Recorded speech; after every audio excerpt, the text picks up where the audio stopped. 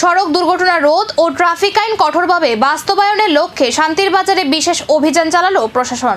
মহকুমা motor vehicle inspector ও শান্তির বাজার থানার পুলিশের যৌথ উদ্যোগে চলে এই ট্রাফিক চেকিং।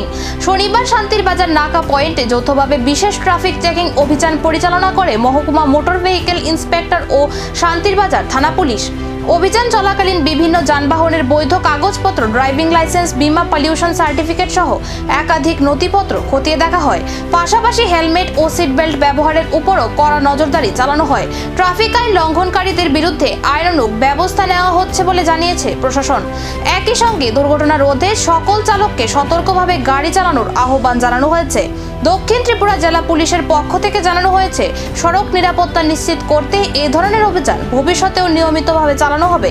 এই কড়া অভিযান কি ট্রাফিক ব্যবস্থায় পরিবর্তন আনবে, নাকি আগামী দিনে আরো বড় পদক্ষেপ দেখা যাবে? নজর এখন প্রশাসনের পরবর্তী পদক্ষেপের দিকে।